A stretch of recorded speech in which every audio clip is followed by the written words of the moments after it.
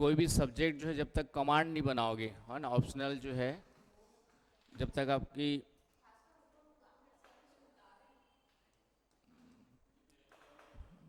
मैं बोल लूँ? ठीक है। तो होता क्या है कि कोई भी ऑप्शनल जैसे रखते हैं, तो एक तो मैंने कहा कि कुछ चीज़ों के लिए आपका माइंडसेट चाहिए, जैसे लिटरेचर रखना है और फिलोसफी रखना है। तो इसके लिए तो एक इनबॉर्न कह सकते हो, जिसमें इनबॉर्न कुछ इस तरीके से पढ़ने का इंटरेस्ट हो, हिंदी फिलोसफी पढ़ने का इंटरेस्ट हो, तो उनके लिए ये सब्जेक्ट ठीक है ना। जैसे मैंने कहा कि मुझे कभी लिटरेचर एक तो शायरी तक याद नहीं होती है। जब शायरी याद नहीं होती तो सूरदास के दोहे, कबीरदास के दोहे, ये सब कहाँ से याद होगी? ठीक है, उन मेरे नेचर में है ही नहीं। तो हिंदी इसलिए मैंने भी शुरू में हिंदी लिटरेचर लेने की सोची थी, वहाँ दिल्ली जाने के बाद, और जो जिनकी विकास सर की ही पहली क्लास की थी, लेकिन पहली क्लास में समझ में आ गया कि मेरे बस की बात नहीं है, क्योंकि वीर गाथा काल, ये गाथा काल, वो गाथा काल आने लगा। तो मतलब ये मैं अपने बस की बात नहीं है, क्योंकि हम रटने वाला नहीं, हमारा दिमाग सोचने वाला और साइंटिफिक माइंड है, साइंस पढ़े हुए तो साइंटिफिक माइंड है। तो साइंस वालों के लिए तो मैं ये सब सब्जेक्ट आप क्या जो है बोलता ही नहीं हूँ। साइंस, जिसका साइंस बैकग्राउंड है उनके लिए तो ये दोनों सब्जेक्ट बेकार है, क्योंकि साइंस वाले क्या होता है, टू द पॉइंट पढ़ने की आदत होती है ना। जो है वही न्यूटन के 3 नियम है, तो न्यूटन के 3 नियम पढ़ लेंगे, समझ लेंगे और समझ करके लिख लेंगे, है ना। तो इस तरीके का माइंडसेट होता है, चाहे बायोलॉजी हो चाहे मैथ्स हो। तो कुछ इनके लिए तो इनबॉर्न अंतरात्मा से ही अंदर अपने से निकलता है। फिलोसफी है तो अपने आप, जैसे अब थोड़ा सा फिलोसफी इंटरेस्ट आने लगा तो अब अपने अंदर से निकलती, क्या सही है क्या गलत है, सोचने की, है ना, कि एक ही बाल की खाल निकालना आना चाहिए, हर बात में शक करना आना चाहिए कि तुम बोल रहे हो सही है या नहीं है, तो वो फिलोसफिकल माइंड होता है।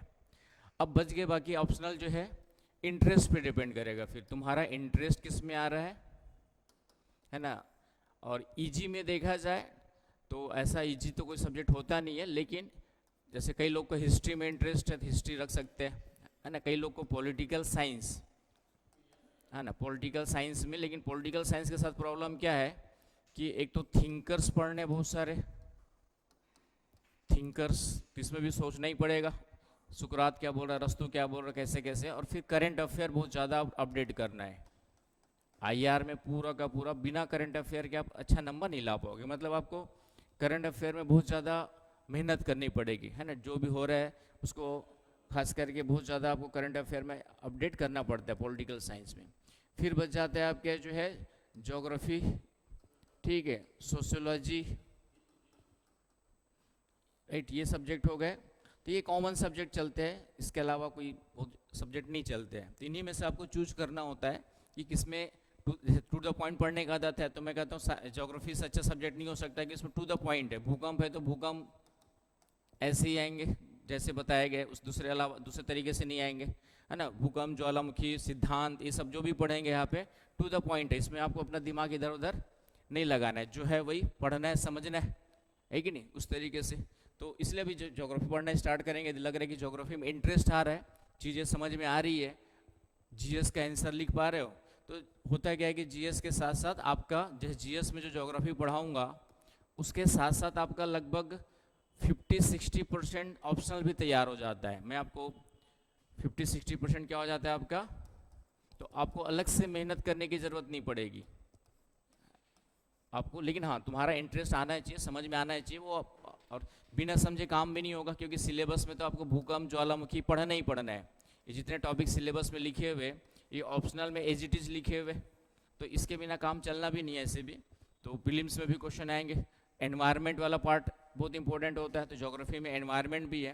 तो जब जीएस ज्योग्राफी में पढ़ाता हूँ तो उसमें 50-60% ऑप्शनल की तैयारी भी हो जाती है। आपको सिर्फ 40% सिलेबस, 40% बस थोड़ा सा अलग से मेहनत, 40% भी ज़्यादा बोल रहा हूँ, 25% अलग से मेहनत करनी है। 25% सिलेबस बस आपको क्या करना है, हाँ 25% सिलेबस बस अलग से पढ़ना है। और जैसे मैंने अभी कल ही पेपर आया, मैं ये नहीं बोल रहा हूँ, शाम वाले बच्चों को मैंने पढ़ाया हुआ है, कल ही ज्योग्राफी का पेपर हुआ, मैंने ग्रुप में डाला भी था। उसमें लगभग उसमें 95% क्वेश्चन, 95-99% क्वेश्चन आ जाते हैं जितना पढ़ाया गया उसमें से। तो इस तरीके से तो ये साइंटिफिक टॉपिक है, तो साइंटिफिक माइंड है आपका, साइंस वाला माइंड है, फालतू इधर उधर ज़्यादा सोचना वोचना नहीं है, जो है वही चीज़ पढ़ना है, समझना है, याद करके लिखना है। तो उसके लिए ज्योग्राफी अच्छा होता है। सोशियोलॉजी भी अच्छा सब्जेक्ट है, पढ़ने में सरल लगेगा, आपका समझ में भी अच्छे से आ जाएगा। लेकिन उसमें फिर से वही है कि क्वेश्चंस जो आते हैं वह थोड़ा सा क्या बोलते हैं एनालिटिकल रहते हैं। एनालिटिकल का मतलब कि समाज में होने वाली समस्याएं, फिर थिंकर्स, उसमें भी थिंकर्स है, सबसे ज़्यादा परेशान करते थिंकर्स। थिंकर्स का मतलब जो सुकरात ये सब लोग ने अपने अपने थॉट्स दिए हुए, तो उनको पढ़ करके समझना। बहुत सारे इसमें सोशोलॉजी में बहुत सारे थिंकर्स है, तो वो वाला पर्सन आपका रहता है थोड़ा सा। और फिर इंडियन सोसाइटी को पूरा समझ कितनी है आपकी, सोसाइटी को देखने की आदत है, बचपन में सोसाइटी में थोड़ा सा घुल मिल करके रहे हो तो वो सब्जेक्ट भी अच्छा हो जाता है। तो ये 3-4 सब्जेक्ट में आपको चूज करना है। और फिर गाइडेंस, कहाँ पे आपको प्रॉपर गाइडेंस मिल रहा है, तो वो चीज़ आपको देखनी है। तो अभी कुछ दिन और रुक जाओ, जब थोड़ा सा आगे सिलेबस चलेगा उसके बाद फिर डिसाइड करना है कि क्या रखना है क्या नहीं रखना है। ठीक है, चलिए कल हम लोग देख रहे थे आपका मोशन ऑफ अर्थ। तो उसमें हमने बहुत सारी चीज़ें देख ली थी पृथ्वी की गतियों में। तो पहला तो हमने देख लिया था घूर्णन गति, आपका जो है रोटेशनल मूवमेंट, इसके कारण से दिन और रात में परिक्रमण होते हैं। और हम जो देख रहे थे रिवॉल्यूशनरी मूवमेंट, परिक्रमण गति देख रहे थे, परिक्रमण गति। और ये थी आपकी परिभ्रमण। तो परिभ्रमण और परिक्रमण में थोड़ा सा हिंदी में कंफ्यूजन कभी कभी हो जाता है। तो रिवॉल्यूशनरी में कल हमने देख लिया था कि कैसे जो है ऋतुओं में परिवर्तन होता है ना। इसके कारण से क्या होता है आपका जो है ऋतुओं में परिवर्तन होता है। तो इसमें कोई समस्या है तो बताएं कि कल जो मैंने बताया कि कैसे जो है ऋतुओं में परिवर्तन होता है, कि ऋतु में कैसे चेंज होती है पृथ्वी के चारों ओर, सूर्य के चारों ओर चक्कर लगाने के कारण से। तो ये आपको समझ में आ गया होगा अच्छे से। ये 4 स्थितियां बनती है आपकी जो है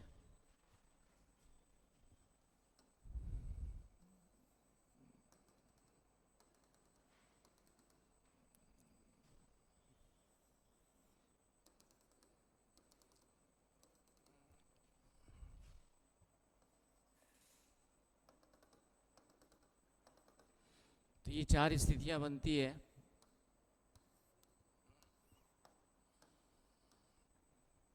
राइट। तो इन 4 स्थितियों में ये सभी स्थितियां हमने देख लिया था। लास्ट वाली स्थिति थी ये वाली जो विषुवत रेखा पे फिर से लंबवत होती है, और इसको हम लोग क्या कहते हैं शरद विषु कहते हैं। 23 सितंबर की बात होती है, ये वाला आपका शरद विषु। राइट। तो ये 2-3 पॉइंट्स याद रखने। विषु क्या होता है, इक्विनॉक्स, ये क्वेश्चन पूछा हुआ है कई बार एग्जाम में, इक्विनॉक्स क्या होता है। राइट। दूसरा आपका ये समर सॉल्स्टिस, विंटर सॉल्स्टिस क्या होते हैं, उष्ण अयनांत। राइट। इसके अलावा विंटर सॉल्स्टिस क्या होते हैं, आपका जो है शीत अयनांत। और कब कब होते हैं ये समझ में आ गया आप लोग को, है ना। इसमें आपका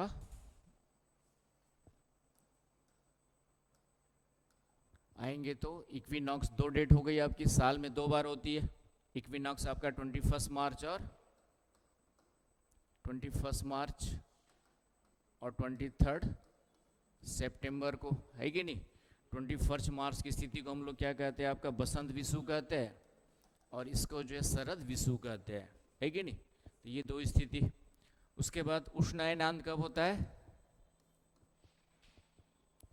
उष्णायनांत कब होता है ना, 21 जून को होता है, और ये होता है आपका 22 दिसंबर को, है कि नहीं। तो ये डेट याद रखनी है। उसी में 1-2 वर्ड्स और यूज होते हैं, जैसे सूर्य की जो शीत अयनांश वाली स्थिति होती है, मतलब मकर रेखा पे सूर्य लंबवत होता है 22 दिसंबर को। तो इस समय सूर्य की स्थिति कहाँ पर है, सदर्न हेमिस्फीयर में। सूर्य की स्थिति लंबवत कहाँ पर है आपका जो है दक्षिणी गोलार्ध में लंबवत है। सूर्य कहाँ पर है आपका सदर्न हेमिस्फीयर में लंबवत है कि नहीं। तो इसलिए इस स्थिति को हम लोग सूर्य की दक्षिणायन स्थिति कहते हैं। तो कभी कभी ये वर्ड भी सुनने में आएगा आपका कि सूर्य की दक्षिणायन स्थिति के कारण। तो इसका मतलब समझ जाओगे क्या होता है। दक्षिणायन स्थिति के कारण लिखा रहेगा कई जगह पे, इंग्लिश में लिखा रहेगा due to southward position of सन।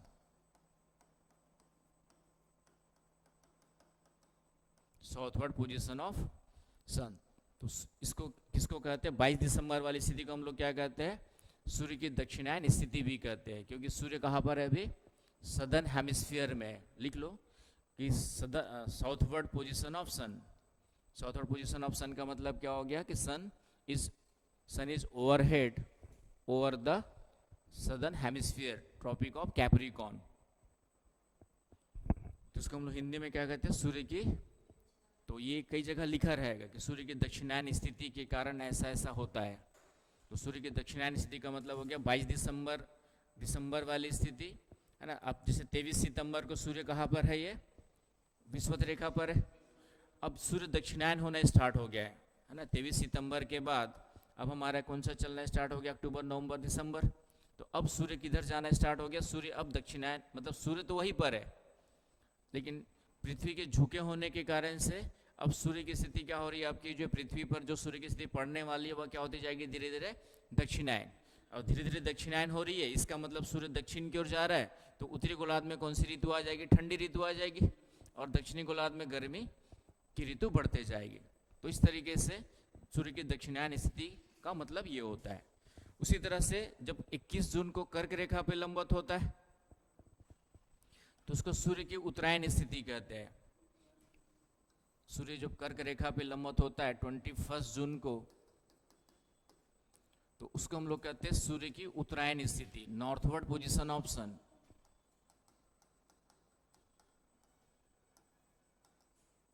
सूर्य की उत्तरायण स्थिति कहते हैं, northward position of sun.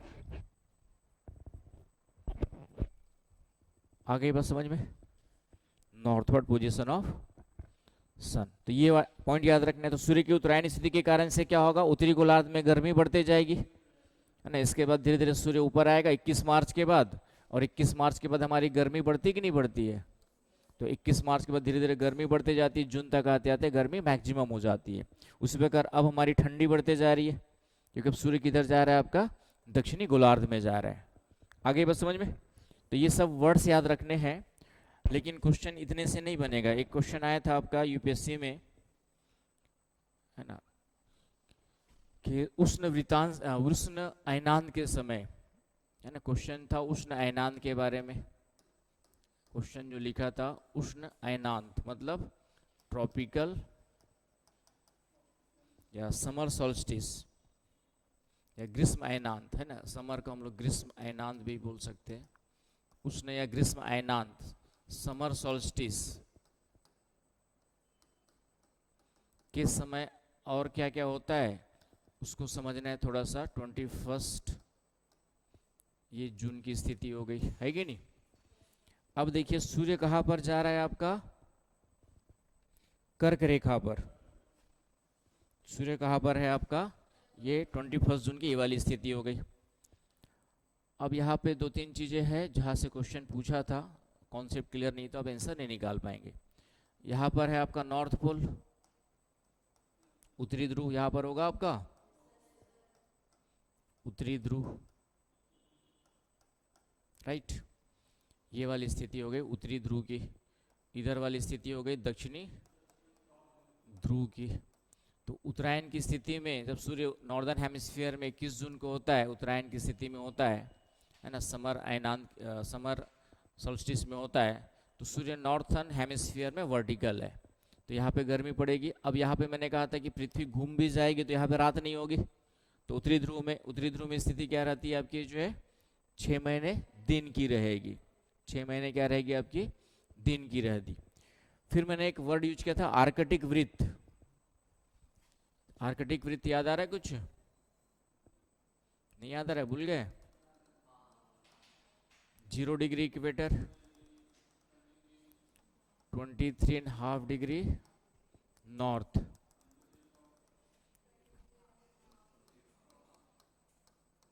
South.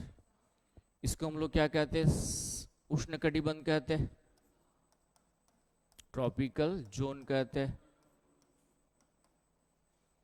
इसको हम लोग क्या कहते हैं आपके जो है ट्रॉपिकल जोन कहते हैं, है कि नहीं। उसके बाद 23 एंड 66.5 को क्या कहते हैं, ये वाला क्या कहलाता है दोनों हेमिस्फीयर में, शीतोष्ण कटिबंध कहलाता है।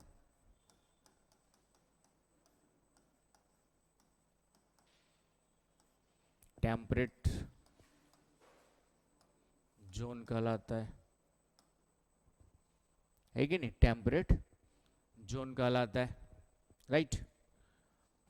और ये 90 डिग्री वाला पार्ट क्या कहलाता है आपका जो यहाँ से यहाँ तक वाला कोल्ड जोन, शीत कटिबंध कहलाता है। हाँ ये सॉरी शीत कटिबंध। और ये जो लाइन है वो कौन सी कहलाती है, आर्कटिक वृत्त कहलाती, कौन सी वाली, 66.5 वाली, है कि नहीं। और ये कर्क रेखा है ट्रॉपिक ऑफ कैंसर, ये तो जानते ही हैं आप लोग, ट्रॉपिक ऑफ कैंसर है ये वाली, ट्रॉपिक ऑफ कैप्रिकॉर्न है मकर रेखा है। और इसको हम लोग क्या कहते हैं, आर्कटिक वृत्त कहते हैं। 66.5 वाली लाइन को क्या कहते हैं हम लोग, आर्कटिक सर्कल कहते हैं, राइट। आर्कटिक वृत्त ये आपको, और इधर वाले को कहा जाता है 66.5 वाली को आपका अंटार्कटिक वृत्त कहा जाता है, इसको कहता है अंटार्कटिक वृत्त। तो ये वर्ड भी याद रखिएगा, आर्कटिक वृत्त एंड अंटार्कटिक वृत्त। तो यहाँ पे क्वेश्चन क्या आया था कि सूर्य जब उत्तरायण स्थिति में होता है, सूर्य जब क्या होता है कर्क रेखा पर लंबवत होता है, मतलब कर्क रेखा पे लंबवत आ गया सूर्य आपका जो है कि नहीं, कहाँ पे लंबवत है, तो इधर आर्कटिक वृत्त में भी दिन की लंबाई क्या हो जाएगी, बढ़ जाएगी। इधर भी दिन की लंबाई क्या हो जाएगी आपकी, बढ़ जाएगी, है ना। इधर भी आपकी दिन की लंबाई क्या हो जाएगी आपकी, बढ़ जाएगी। गर्मी की ऋतु, इधर गर्मी की ऋतु की लंबाई क्या हो जाएगी, उधर बढ़ जाएगी, क्योंकि सूर्य की किरणें यहाँ पे क्या पड़ी, ज़्यादा आप क्या जो लंबवत पड़ रही है, इस कारण से। तो इसी कंटेक्स में क्वेश्चन दिया था, क्वेश्चन देखेंगे हम लोग, 1-2 साल पहले ही आया था, है ना, कि ये क्वेश्चन आपका जो है ट्रॉपिकल वाला 1-2 साल पहले ही आया था। तो उसको थोड़ा सा क्वेश्चन देखेंगे, तो उसको आंसर ले लिया, ठीक है। तो ले लीजिएगा, जब अब जैसे पढ़ाते जा रहे हैं तो उसकी जैसे जो जो टॉपिक चल रहा है, तो जैसे ज्योग्राफी चल रहा है तो ज्योग्राफी के जो आए हुए क्वेश्चंस है ना, जो जो टॉपिक पढ़ाते जाएंगे उन टॉपिक्स के क्वेश्चंस को क्या करना है ना, आंसर नहीं देखना, आंसर बाद में देखना, पहले अपना दिमाग लगा के क्वेश्चन का आंसर निकालना है, रटना नहीं आंसर को, इसका आंसर ये हो गया। तो पहले तो अपना जो जो टॉपिक पढ़ाया जा रहा है, ये वाला टॉपिक पढ़ा रहा हूँ, वहाँ से कोई क्वेश्चन आया होगा तो जाके पहले अपना दिमाग लगाओ, जितना लगा सकते हो, है निकल जाए खुद से, और फिर आंसर देख लो कि सही है गलत है। सही है तो कोई बात ही नहीं, सही सोचा आपने, लेकिन गलत हो गया तो सोचो कि गलत क्या हुआ, उसके बाद भी समझ में नहीं आया तो फिर हमारे पास लेके आओ। तो इस तरीके से आपको क्या करना है, काम करना है। तो इसलिए प्रीवियस ईयर क्वेश्चन हमेशा आपके साथ होना चाहिए, जो भी टॉपिक पढ़ाते हैं उसको तुरंत प्रीवियस ईयर क्वेश्चंस, आए हुए क्वेश्चंस देखते रहना है, और तभी जो है उसका फायदा मिलेगा। तो ये स्थितियां हो गई आपकी। तो सूर्य की उत्तरायण स्थिति के कारण से पूरे उत्तरी गोलार्ध में गर्मी की ऋतु होती है, इधर गर्मी की ऋतु और बढ़ जाती है, और इस तरीके से जो है आपका दिन का समय इधर क्या हो जाएगा, दिन का समय की लंबाई इधर क्या हो जाएगी, बढ़ जाएगी। डे टाइम यहाँ पे क्या हो जाएगा आपका, बढ़ जाएगा, और रात क्या हो जाएगी आपकी, छोटी हो जाएगी। जब सूर्य इधर आएगा तो इधर डे टाइम बढ़ जाएगा, रात क्या हो जाएगी आपकी, छोटी हो जाएगी। और इधर अभी रात बड़ी होगी, है ना, दिसंबर जून के महीने में इधर रात बड़ी होगी, दिन छोटा होगा। तो ये सब फर्क पड़ते हैं, तो ये सब कॉन्सेप्ट को याद रखना है। उसके बाद एक क्वेश्चन आपका मैं बना के दे रहा हूँ, अभी तक जितना पढ़ा है उसमें से सॉल्व करना।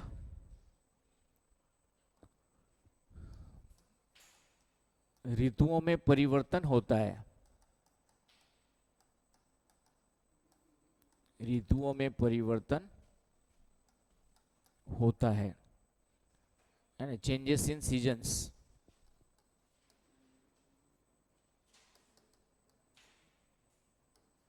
चेंजेस इन सीजन्स पहला पॉइंट।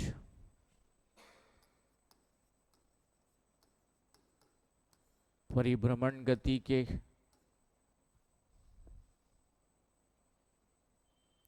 कारण ड्यू टू रोटेशनल मूवमेंट या मोशन। दूसरा, परिक्रमण गति के कारण due to revolutionary movement.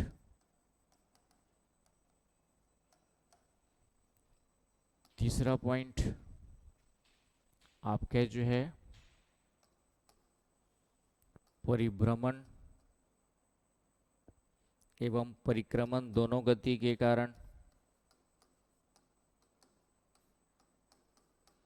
Both आपका जो है रोटेशन एंड।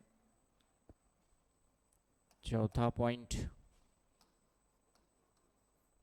पृथ्वी के अपने अक्ष में झुकाव के कारण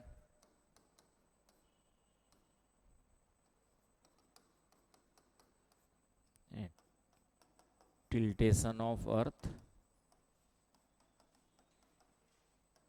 इन इट्स एक्सिस। 4 पॉइंट दिए हुए, क्या हुआ?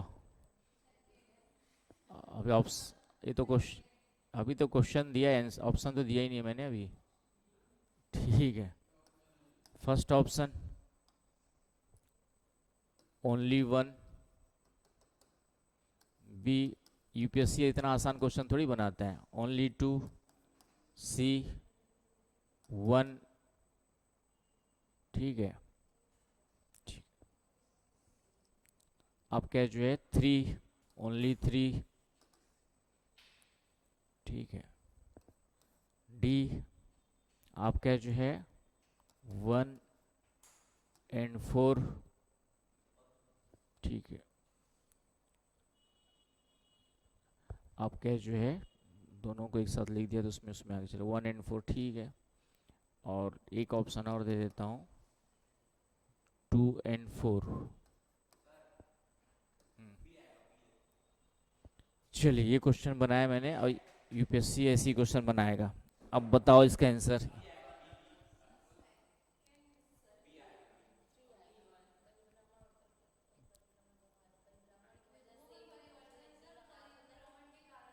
क्या ऑप्शन में बताओ ना, आंसर कौन सा है? वो भी बोला है, ठीक है, और उसके बाद और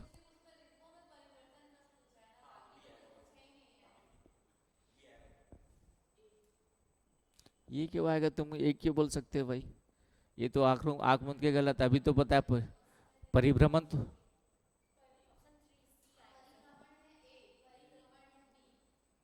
रोटेशन है। हाँ, कौन सा सही है पूछ? जैद। ठीक है, तुम्हारा भाई।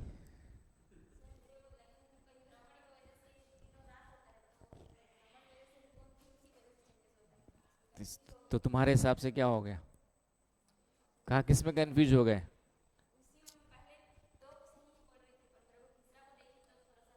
ठीक है, ये तो होगा ही नहीं, सीधी सी बात है ना। आंसर तो यही होगा, लेकिन केवल एक ही कारण ये नहीं है, इसका आंसर 2 और 4 आएगा, है ना। इसका आंसर क्या आएगा? 2 and 4 आएगा। तो क्यों आएगा 2 and 4? यदि पृथ्वी अपने अक्ष पे झुकी नहीं होती तो ऋतुओं में परिवर्तन ही नहीं होता, है ना। झुकी, मैंने कहा ना, जो डायग्राम बनाया था ये पृथ्वी के झुके होने के कारण से ही हो रहा है। यदि पृथ्वी इस तरीके से झुकी ना हो, पृथ्वी सीधी होती, मान लो इसको सीधा कर दो, तो जब सीधा कर दोगे तो सूर्य की स्थिति सालों भर पृथ्वी के ऊपर क्या पड़ेगी? समान पड़ेगी। यदि पृथ्वी इस तरीके से सीधी होती, इक्वेटर हो गया, ये कर्क रेखा हो गई, ये मकर रेखा हो गया, तो सालों भर सूर्य की स्थिति क्या होती है आपकी? जो है ग्लोब देने वाला, ग्लोब, है ना। तो इसलिए आधा अधूरा पढ़ने से क्वेश्चन काम नहीं चलता है ना। ये तो झुकी हुई है ना पृथ्वी, है ना। ये आपका सूर्य है, कोई भी सूर्य मान लो, ये आपका सूर्य। अभी झुकी है और इस तरीके चक्कर लगा रही है, इसलिए सूर्य की स्थिति क्या हो रही है आपकी, चेंज हो रही है ना। आप क्या जो ये सूर्य, सूर्य की स्थिति चेंज हो रही क्योंकि पृथ्वी से झुकी हुई है। तो ये सदन में आ गया है ना, जब इधर चला जाएगा इस तरीके से तो ये किस में आ गया, इक्वेटर पे आ गया। इधर आ जाएगा तो ये कर्क रेखा पर आ गया, और मेरे साइड आ जाएगा तो फिर से कहा आ गया आपका विषुवत रेखा पर आ गया। लेकिन जब पृथ्वी सीधी होगी तो सूर्य सालों भर क्या होगा, सभी जगह समान पड़ेगा, तो ऋतु में परिवर्तन होगा ही नहीं। तो इसलिए ध्यान में रखना है, कभी क्वेश्चन आ जाए कि ऋतुओं में परिवर्तन के दो कारण है ना। यहाँ पे फिर से लास्ट में लिख लो कि ऋतु में परिवर्तन दो कारणों से होता है। पहला परिक्रमण गति, ये वाला आ जाएगा, और चौथा पृथ्वी का अपने अक्ष में झुकाव के कारण। लिख लो भाई, बाद में भूल जाओगे फिर से। तो पहला ये कारण और दूसरा आपका ये वाला कारण। ऋतुओं में परिवर्तन दो कारणों से होता है। कितने कारणों से होता है, दो कारणों से।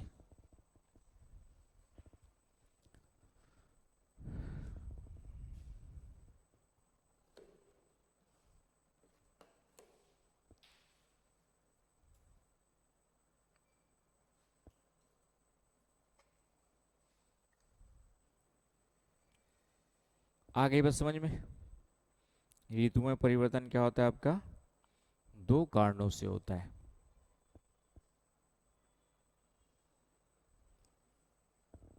तो ये दोनों कारण याद रखने हैं। अब क्वेश्चन इतना ही नहीं बनाएगा, अब क्वेश्चन और भी बनाता है। अब क्वेश्चन दे देगा कि पृथ्वी अपने अक्ष पर झुकी ना होती तो क्या होता।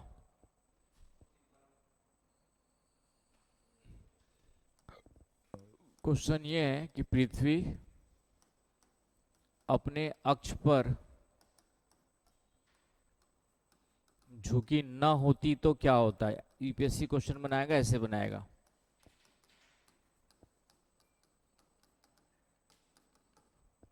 पृथ्वी अपने अक्ष पे झुकी ना होती तो क्या होता।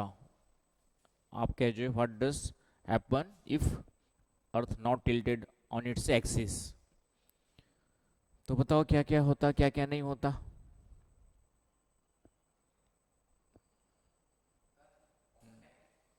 ऑप्शन नहीं दे रहा हूं, पहले सोचो पहले क्या।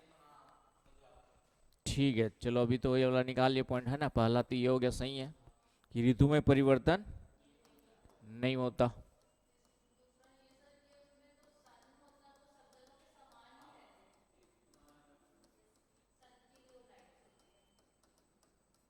ठीक है, ऋतु में परिवर्तन नहीं होता, चलो ये होता। दूसरा क्या बता रहे हो।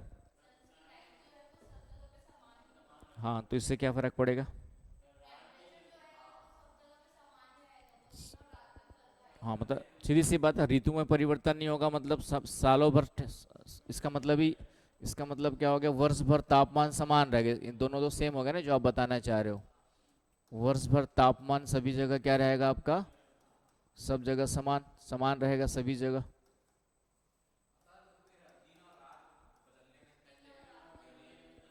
दिन और रात बदलना नहीं, दिन और रात की लंबाई समान होती।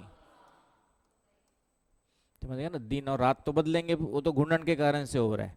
बस दिन और रात की लंबाई जो अभी होती है, गर्मी में बड़ा हो जाता है दिन, ठंडी में छोटा हो जाता है।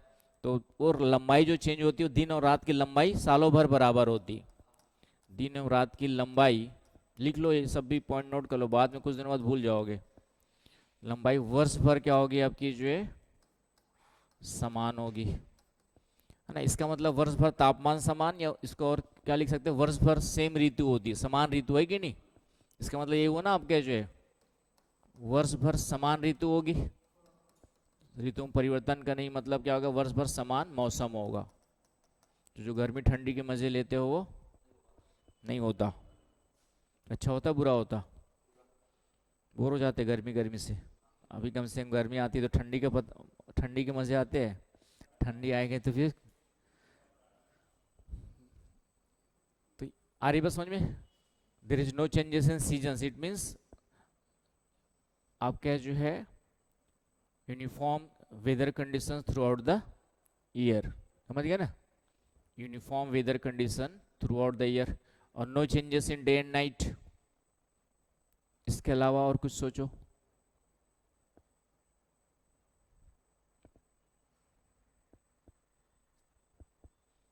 इसके अलावा और कुछ सोचो।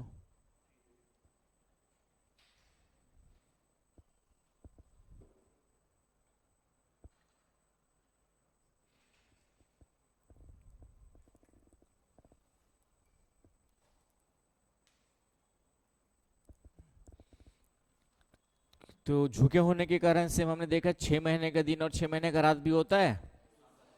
जो पृथ्वी झुकी हुई है तभी आपका क्या होता है, ध्रुवों पर 6 महीने का दिन और 6 महीने की रात होती है। अब झुकी नहीं रहेगी तो क्या होगा, ध्रुवों पर 6 महीने का दिन 6 महीने का रात नहीं होगा। तो तीसरा पॉइंट क्या आ जाएगा, ध्रुवों पर 6 महीने का दिन और 6 महीने की रात वाली कंडीशन नहीं होगी। तो क्या होगी,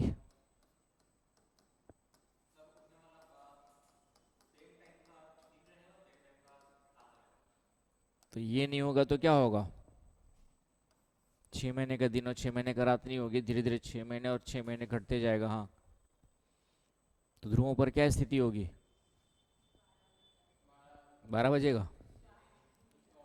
हाँ, 24 घंटा क्या रहेगा, रात क्यों रहेगा, रात ही रहे, रात तो होगी नहीं वहां पे, दिन ही रहेगा ना भाई। क्योंकि अब पृथ्वी क्या हो गई, सीधी हो गई है ना। कहा कि वो डायग्राम बनाए थे, एक ठो मिटा दिया क्या, ठीक है, एक डायग्राम बनाया था गायब हो गया है ना। तो जब पृथ्वी झुकी नहीं होगी तो सूर्य के सामने हमेशा ध्रुव बने रहेंगे। अब पृथ्वी एक चक्कर लगा भी लेगी है ना, पृथ्वी एक चक्कर घूम भी गई तो भी ध्रुव हमेशा सूर्य के सामने ही रहेंगे। तो यहाँ पे कभी रात ही नहीं होगी, 24 × 7 आवर्स क्या होगी आपकी, दिन ही दिन होगा। आ गई बस समझ में। तो ये याद रखना है, ध्रुवों पर 6 महीने का दिन 6 महीने की रात नहीं होगी, क्या होगा, दिन दिन ही दिन रहेगा है ना, रात होगी नहीं। यहाँ पर ध्रुवों पर क्या होगा आपका जो है, केवल दिन होगा। ध्रुवों पर क्या होगा आपका, केवल दिन होगा।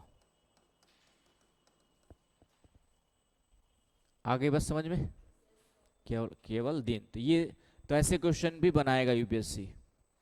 सीधे सीधे जो पढ़ा है ऊपर से रटा है उस क्वेश्चन को नहीं बनाएगा, वो आप लोग को उस क्वेश्चन में सोचने के लिए मजबूर करता है ना। ताकि सोचने वाला दिमाग चाहिए उसको, रटने वाला दिमाग चाहिए नीचे वाली पोस्ट के लिए, समझ गए। जिस पोस्ट में आप जा रहे हो सोच करके आंसर, सोच करके समस्या का सॉल्यूशन निकालना है, तो इस क्वेश्चन को भी इस तरीके से वह बनाएगा। आगे बस समझ में। तो ये स्थितियां, तो इस तरीके से क्वेश्चंस बनेंगे। तो अब मेरे ख्याल से आराम से कॉन्सेप्ट क्लियर है, तो अब आराम से आंसर निकाल लोगे कि क्या कैसे क्यों। क्लियर है। तो ये हो गया आपका पृथ्वी की गतियां, पृथ्वी की गतियों के कारण से क्या क्या चीज़ें चेंज होती है और क्या क्या चीज़ें नहीं होती है। अब आते थोड़ा सा सूर्य ग्रहण चंद्र ग्रहण, ये थोड़ा सा बीच बीच में आते रहते हैं आपके, वो कब बनते, अमावस्या पूर्णिमा क्या होते, थोड़ा सा उसको देखते।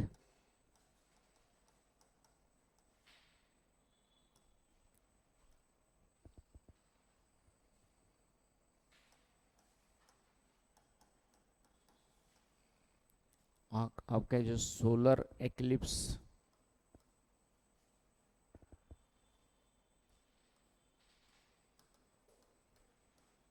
एंड लूनार इक्लिप्स,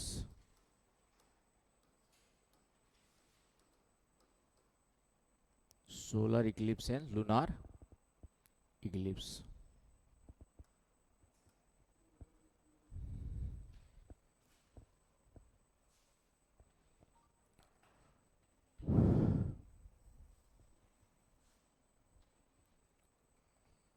चले, तो क्या होता है सूर्य ग्रहण बताओ।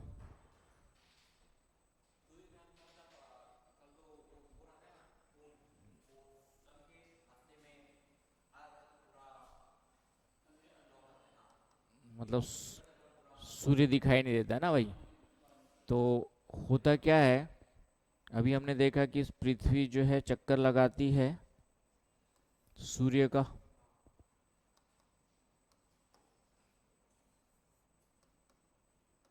तो 4 स्थितियां बनती है। और चंद्रमा किसका चक्कर लगाता है,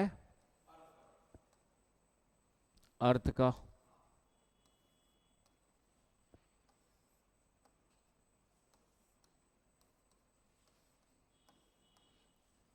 इस तरीके से, और ये पूरा चंद्रमा के साथ साथ किसका चक्कर लगाता है? सूर्य का। तो पृथ्वी कितने दिन में सूर्य का चक्कर लगाती है? 365। क्या? 365 में। और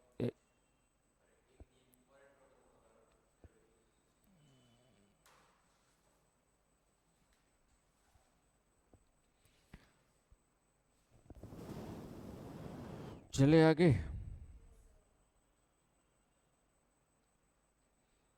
ठीक है, एग्जैक्ट टाइम बताना चाह रहा हूँ उसमें। 365 तो एक कॉमन है ही है।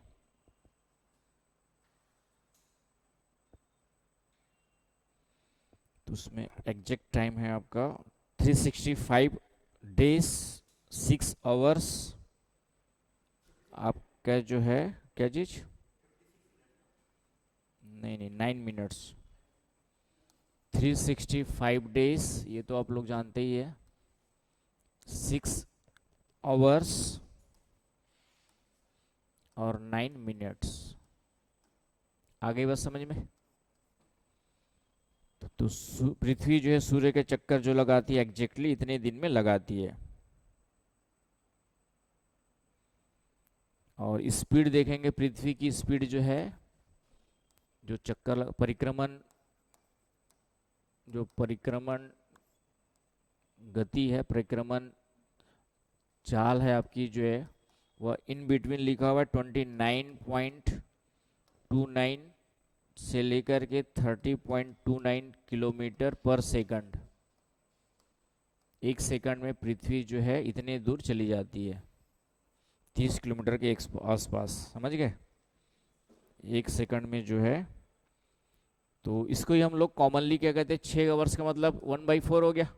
तो कॉमनली हम क्या बोल देते हैं? 365 डेज एंड 1/4 आपके जो है डेज में चक्कर लगाती है, लिखते हैं ना आपका।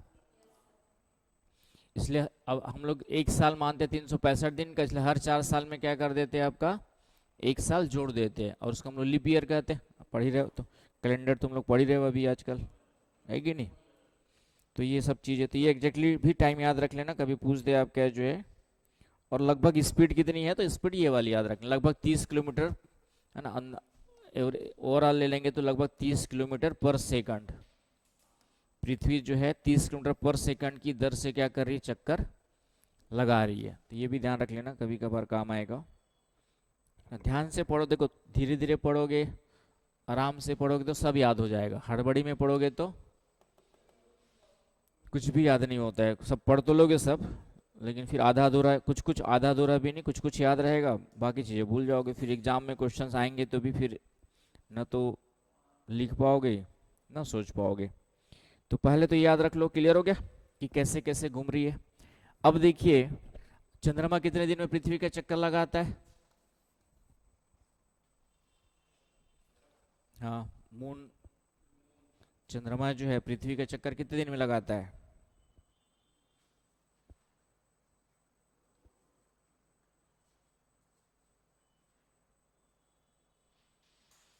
बताओ, जल्दी से बताओ।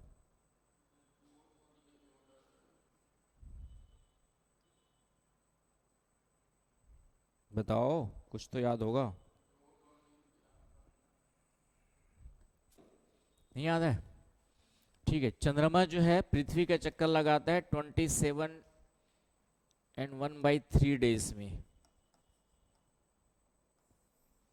इसका मतलब समझ गया कितना हो जाएगा? 27 डेज 8 आवर्स। यही होगा ना भाई? लिख लो कि चंद्रमा कितने दिन में चक्कर लगाता है आपका?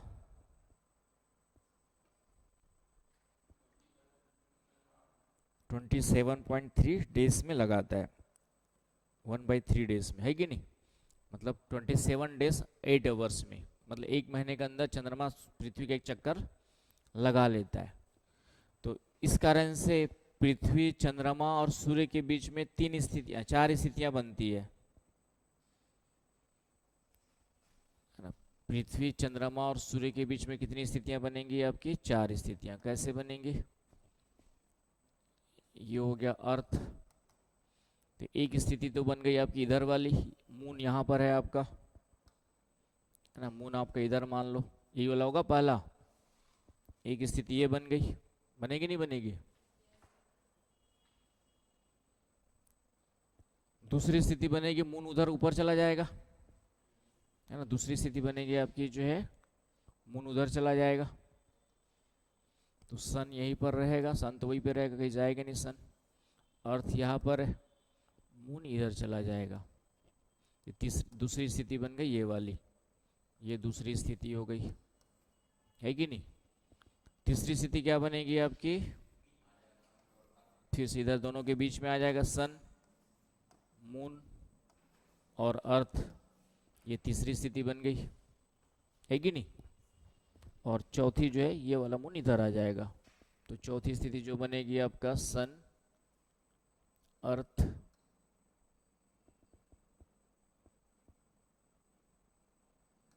और मून यहां पर रहेगा, ये वाली स्थिति, राइट। तो हमें 2 और 4 से ज़्यादा मतलब नहीं है अभी। 2 और 4 की जो स्थिति है उसको हम लोग समकोणीय स्थिति कहते हैं, क्वाड्रेचर इंग्लिश में कहते हैं। 2 और 4 की जो स्थिति है उसको हम लोग क्या कहते हैं, आप क्या जो है, समकोणीय स्थिति। तो समकोणीय स्थिति में तो सूर्य ग्रहण चंद्र ग्रहण होगा नहीं, इंग्लिश में कहते हैं क्वाड्रेचर। हिंदी वाले भी क्वाड्रेचर याद रख लेना,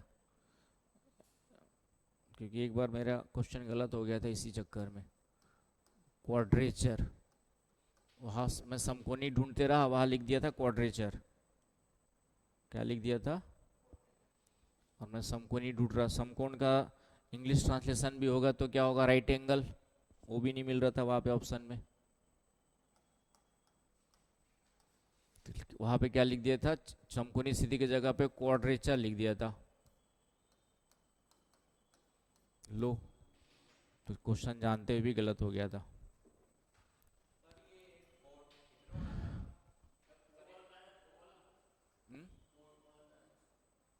फोर्थ वाला भी ये वाली, सन अर्थ और मून इधर है, ये वाली कंडीशन बनेगी, मून इधर आ जाएगा ना। अब मून ऐसे घूम रहे, तो पहली स्थिति ये थी, दूसरे में यहाँ पर आ जाएगा, तीसरे में यहाँ पर आ गया, चौथे में फिर यहाँ पर आ जाएगा मून यहाँ पे, तो ये चौथी स्थिति बनी आपकी जो है कि नहीं। तो 4 स्थितियां बनती है। तो अभी हमें 2 और 4 से मतलब नहीं है, 2 और 4 को हम लोग क्या कहते हैं, समकोणीय स्थिति कहते हैं। अब यहाँ पर है कि 1 और 3 वाली जो स्थिति है, चंद्रमा सूर्य और पृथ्वी, ये तीनों एक सीध में होते हैं। तीनों क्या होते हैं आपके, एक सीध में। उसमें आ जाऊं, यहां तक समझ में आ गया है ना। तो तो तीनों एक सीध में होते, उस स्थिति में आते हैं। तो तीनों एक सीध में दो स्थितियां बनती है, पृथ्वी में मून, सन, मून और अर्थ, है कि नहीं। तो तीनों जो एक सीध में स्थिति होती है उसको हम लोग ज्योग्राफी के में एक वर्ड दिया गया, सिजगी की स्थिति। सिजगी, इसका कोई मतलब नहीं होता है, बस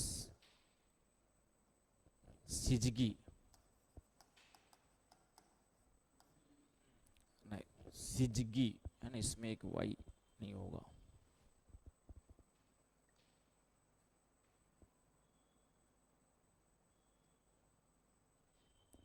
ठीक है, ZYGY, सिजगी। तो क्वेश्चन आएगा सिजगी क्या होता है। तो सिजगी क्या हो गया, जब तीनों एक सीध में होते, तीनों कौन है ना, सन अर्थ और मून तीनों एक सीध में होते हैं, है कि नहीं।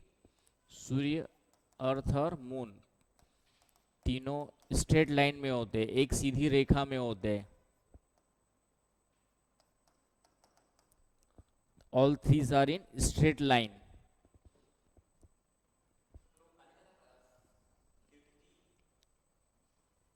नहीं, SYZYGY बस, है ना, इसका कोई मीनिंग नहीं है, बस सिजगी बोल देते हैं।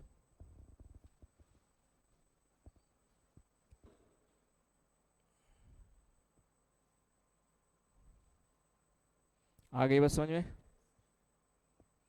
तीनों की जो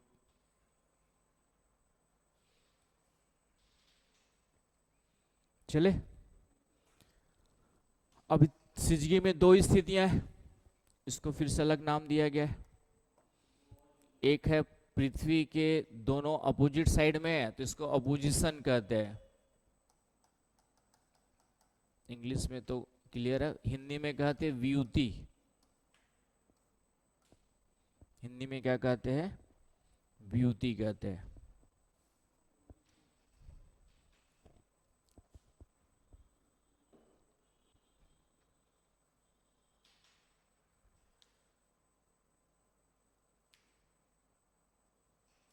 आ गई बात समझ में? और ये वाला कहलाता है आपका जो है युति। ये वाली स्थिति, ये वाली आपकी हो गई व्युति की स्थिति, ये वाली हो जाएगी आपकी युति, इंग्लिश में कंजक्शन। जब सूर्य और पृथ्वी जो है, चंद्रमा जो एक ही ओर होते हैं, कंजक्शन।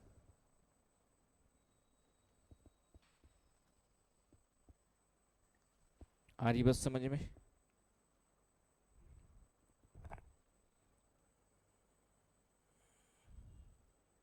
सिजगी में जो है आपका ये तीन स्थितियां बनती है, दो स्थितियां बनती है।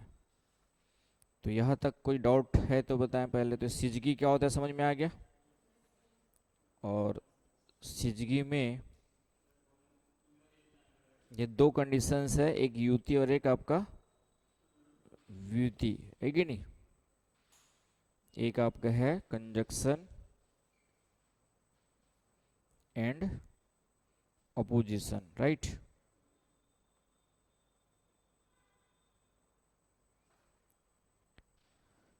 तो ये डायग्राम तो याद कैसे रखना है? व्युति विपरीत, किसके विपरीत? किसके विपरीत? सिजगी में जो है किसके विपरीत? हाँ, आपका जो है अपोजिशन, ठीक है। चलिए, तो ये हो गया आपका जो है कंजक्शन एंड। अब इनमें कौन सी अमावस्या है, कौन सी पूर्णिमा है, ये भी बता दो, फिर उसके बाद हम लोग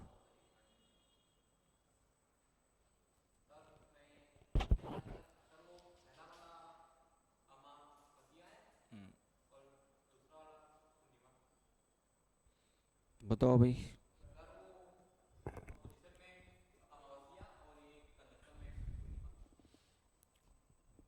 बताओ अंजलि, अमावस्या में क्या होता है? चंद्रमा दिखाई देता है, ठीक है। तो अपोजिशन में आपका चांद दिखाई नहीं देगा, क्यों नहीं देगा? बीच में पृथ्वी आ गई इसलिए।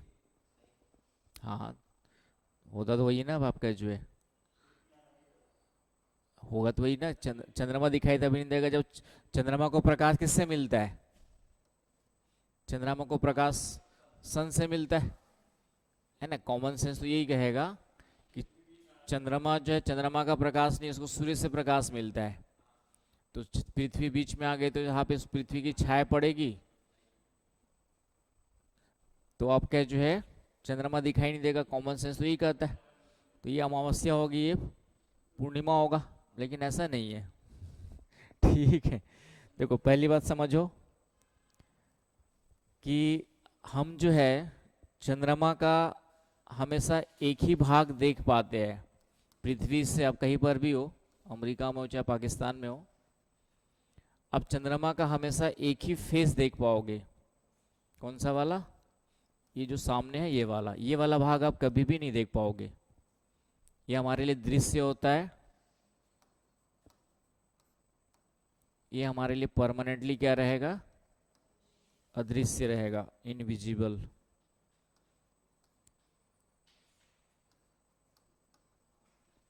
ये इधर वाला भाग हमारे लिए क्या रहेगा? विजिबल रहेगा। ये हमारे लिए क्या रहेगा? इनविजिबल या अनविजिबल, अदृश्य, इनविजिबल रहेगा। क्यों?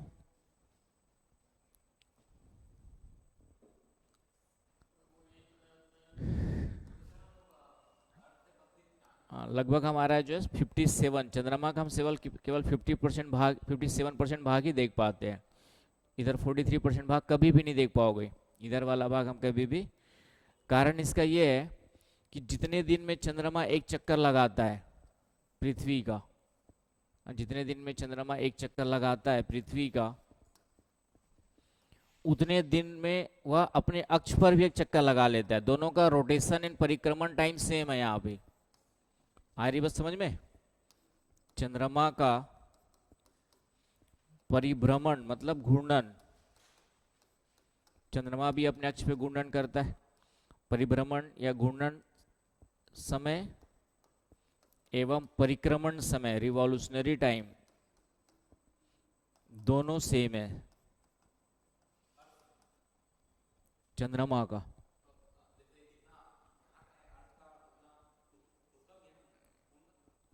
नहीं नहीं, अभी तो बताया मैंने, परिक्रमण समय कितना बताया, 27 एंड 1/3 डेज में। तो 1/3 डेज में चंद्रमा जो एक चक्कर पृथ्वी का लगाता भी है और अपने अक्ष पे भी एक चक्कर घूम जाता है। तो तुम्हें कभी भी ये, तुम यहाँ पे खड़े हो, है कि नहीं, तुम यहाँ पे खड़े हो, तो ये जो चंद्रमा का भी तुमको ये वाला भाग दिखाई दे रहा है। अब यहाँ से चंद्रमा को तुम देख ही रहे हो, चंद्रमा आगे बढ़ते जाएगा तो यही वाला भाग तुम्हें दिखेगा, क्योंकि जितना आगे बढ़ते जाएगा उतना इधर भी घूम जाएगा वह। आ रही बात समझ में? तो ये इस तरीके से भी घूमते जाएगा और फिर घूम फिर करके वही वाला भाग आपके सामने आ जाएगा। आ रही बात समझ में? कि जैसे ये चीज है आपका, ये वाला भाग आप देख पा रहे हो, इधर का अभी नहीं देख रहे हो। अब ये तुम तो वहीं पे रहोगे पृथ्वी के साथ में, तो ये घूमते जाएगा तुम्हारे चारों ओर, लेकिन साथ साथ ये ऐसे भी घूमते जा रहा है और फिर से आपके सामने ये वाला भाग ही आ जाएगा। तो कभी भी इधर वाला भाग तुम चंद्रमा का नहीं देख पाओगे। तो ये भी पॉइंट नोट डाउन कर लो कि हम चंद्रमा का हमेशा लगभग 57% भाग ही जो है देख पाते हैं, पीछे वाला भाग कभी भी नहीं देख पाते, एक भाग ही हमें दिखाई देता है।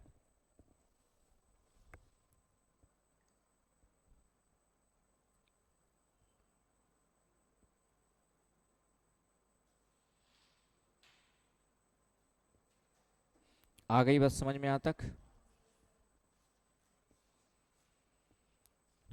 इसके अलावा अब फिर आते एक चीज जान लो पहले तो,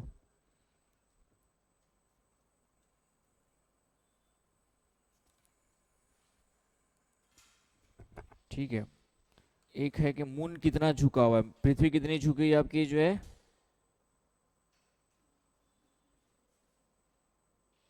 पृथ्वी कितनी झुकी हुई है, कल बताया था ना।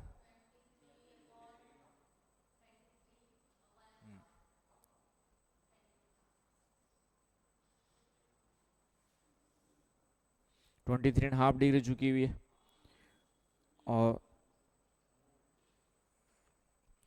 और चंद्रमा का जो है, जो झुका हुआ है वो बहुत ही कम झुका हुआ है, 1.53 डिग्री झुका हुआ है।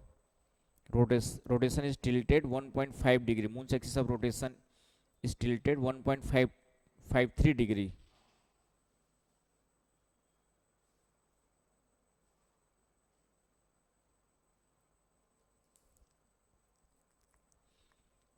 ठीक है, तो मून जो है थोड़ा सा ये भी झुका हुआ है, सीधा नहीं है मून भी। चलिए अब यहाँ पे इन दोनों को देखते हैं हम लोग। तो इसमें आते पीछे वाले में, तो इसमें जो है ये जो होगा आपका क्या होगा, पृथ्वी कितनी डिग्री झुकी है, 23.5 डिग्री, है कि नहीं। तो ये वाला जो होगा आपका, ये फुल मून वाला पूर्णिमा, फुल मून वाली स्थिति होगी, ये वाली पूर्णिमा की। और ये स्थिति होगी न्यू मून वाली अमावस्या की। कैसे होगी उसको समझाता हूं।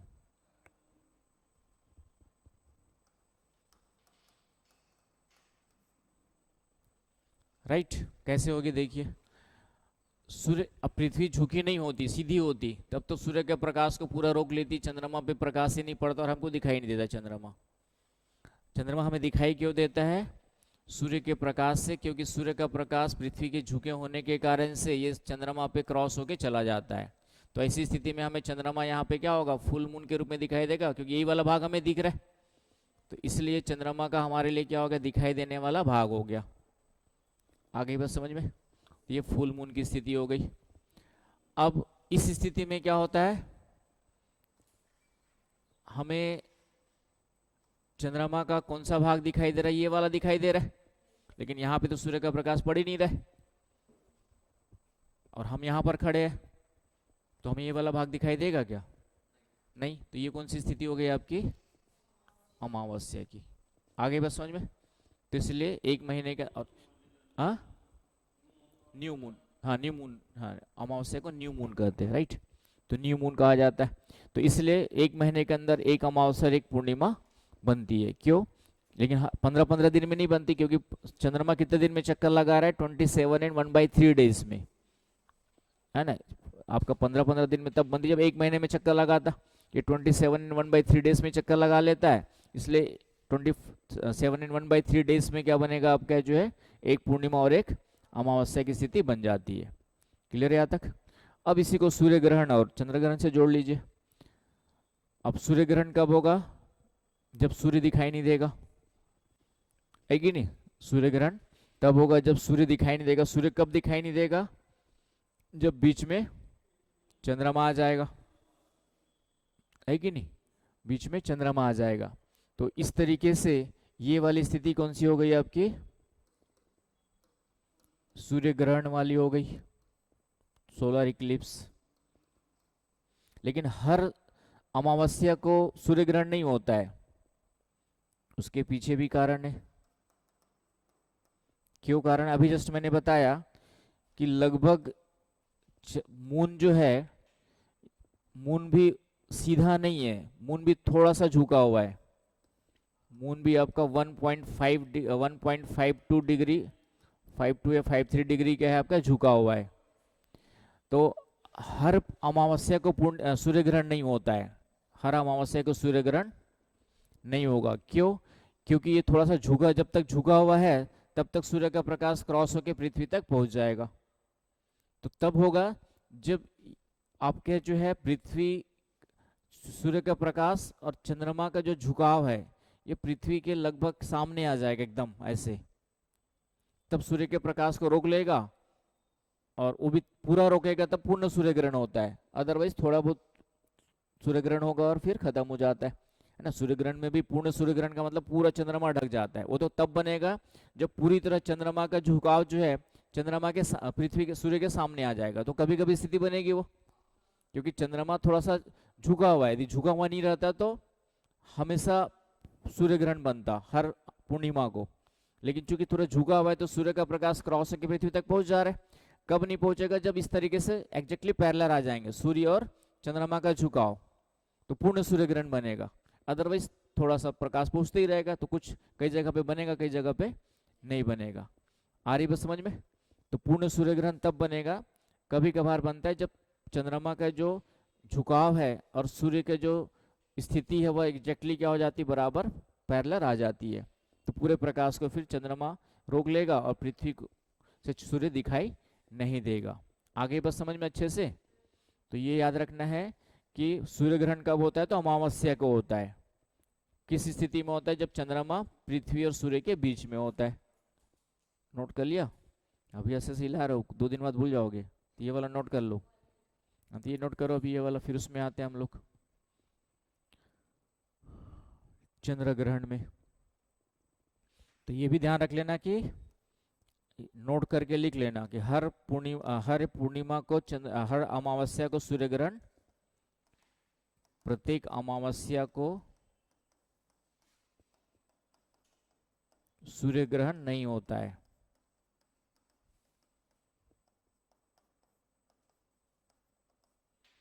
क्यों नहीं होता, क्योंकि सूर्य पृथ्वी चंद्रमा भी जो है कुछ डिग्री का है झुका हुआ है, लगभग 2 डिग्री के आसपास मान लेते झुका हुआ है। आगे बस समझ में। तो नोट करके ये भी लिख लीजिएगा, प्रत्येक अमावस्या को सूर्य ग्रहण नहीं होता है। ठीक है। अब ऊपर वाले में आ जाओ। तो ऊपर वाले कौन सी स्थिति हो गई, चंद्र ग्रहण की। ये वाली स्थिति कौन सी हो जाएगी आपकी, क्यों होगी चंद्र ग्रहण की, क्योंकि अब पृथ्वी बीच में आ गई है, तो सूर्य का प्रकाश, लेकिन हर चंद्र ग्रहण को हर पूर्णिमा को चंद्र ग्रहण नहीं होगा क्योंकि झुकी हुई है पृथ्वी। तो तब होगा जब पृथ्वी और सूर्य की स्थिति एग्जैक्ट सूर्य यहाँ पर आ गया, पृथ्वी से झुकी हुई है, चंद्रमा यहाँ पर है और सूर्य यहाँ पर है।